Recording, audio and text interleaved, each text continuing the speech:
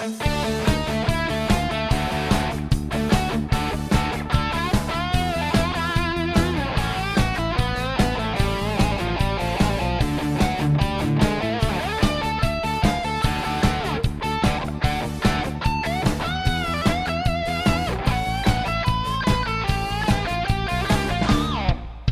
le hopo ni tinang chuan atua phezangu thing lamta jisu thi sen cha na mangin thu kan run lo pe Setan le hopo ni tinang chuan atua phezangu thing lamta jisu thi sen cha na mangin thu kan run lo pe Chang song a tu sung loi big me a pe But chang song a tu sung loi big me a pe King lam na chu a doi kan ral pa A run sia fa le ni tin kan na Har sat na ka mo King lam ta jisu na chuan ni zo sa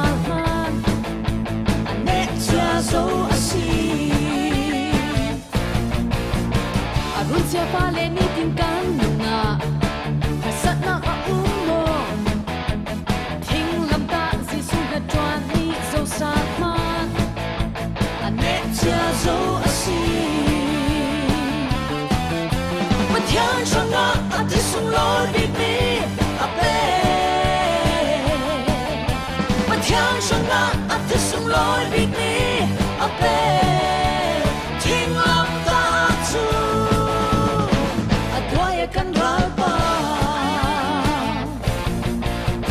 Har sat na kwar mi tam lo nan sa den a tu a tam thang u Boy jisu a ta sa twar mi shama a kan dam so a si Har sat na kwar mi tam lo nan sa den Atu atam khangu Boy jisu atat sa twar mi shama Kandam so asi Patyan shanga atisung loi big me a pe Patyan shanga atisung loi big me a pe King lam ta chu Adoi kan ral pa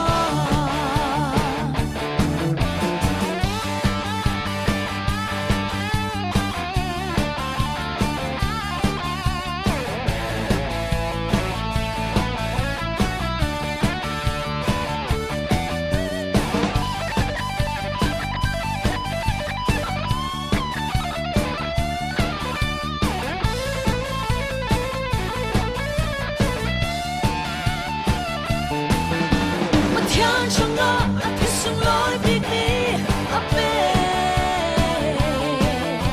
Matyan changa atisung loi big me a pe Thing lam ta chu a doi kan ral pa Setan swako